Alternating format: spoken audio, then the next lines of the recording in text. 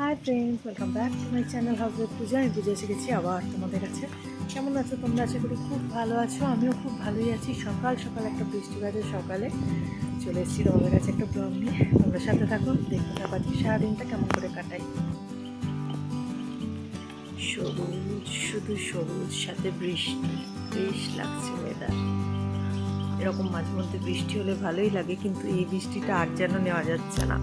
চতুর্দিকে জল জমে গেছে, কোনো কাজকর্ম ঠিক করে করা যাচ্ছে না।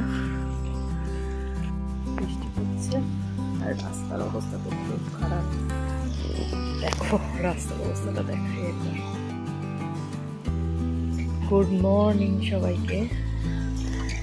ওই পরিস্থিতি রাস্তায়, বাড়ির ভিতরেও লোকের জল ঢুকে গেছে পুরো।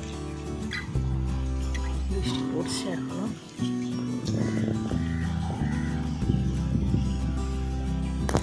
বাড়ির নিচের এই অবস্থা, পুরো এক হাঁটু করে জল জমে গেছে, পুরো মোড় অব্দি, আমাদের অটো করার জায়গা অব্দি, পুরো গোটা রাস্তাটা, পুরো বাড়ির দরজা থেকে।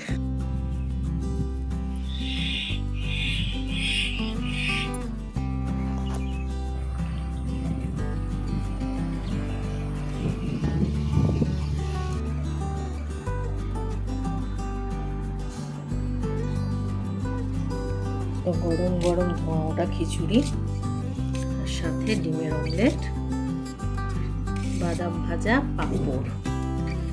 এটা ভালো করে মিক্স করে নিই। গন্ধ তো খুব ভালো বেরিয়েছে। এবার খেয়ে নিই। অনেকদিন বাদে খাবো খিচুড়ি। তোমরা এই বৃষ্টির দিনে কে কে বানিয়েছো খিচুড়ি? কমেন্ট সেকশনে জানিও। ক্লাসে বেরিয়ে গেছি আর রাস্তার পুরো এই অবস্থা। আমাদের বাড়ির দরজার থেকে পুরো একদম এরকম অবস্থা। এই জলে স্কুটি তবু আজকে চলছে, তো এইভাবেই গোটা রাস্তা এরকম বৃষ্টিতে ভিজতে ভিজতে আজকে ক্লাসে যাচ্ছি।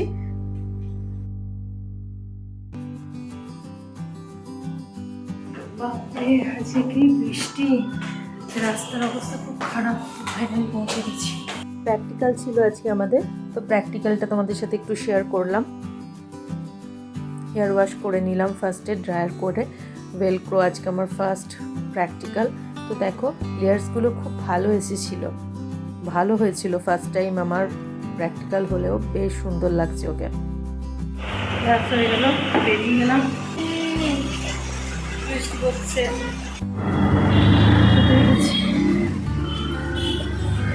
ফেরার সময় রাস্তার যে অবস্থা ছিল সেগুলো আর কিচ্ছু ভিডিও করার মতো পরিস্থিতিতে ছিলাম না। বাড়ি ঢুকে গেছি, বর ফল ছাড়িয়ে দিয়েছে, খাচ্ছি।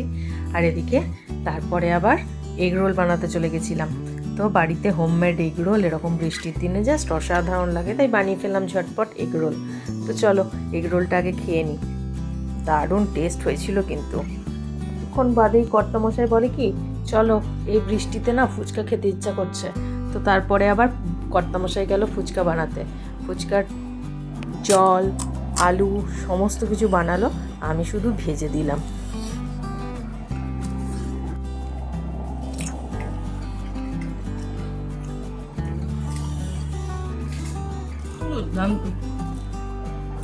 হোমমেড যে কোনো কিছুই বেশি ভালো হয়। রাস্তার খাবার খেতে আমরা খুব একটা ভালোবাসি না, তো হোমমেড ফুচকা জিতুবাবুর আলুটা খুব ভালো হয়েছে। ফুচকাটা যদিও আমি ভেজেছি, আলু আর জল আসলটাই জিতুবাবু বানিয়েছে।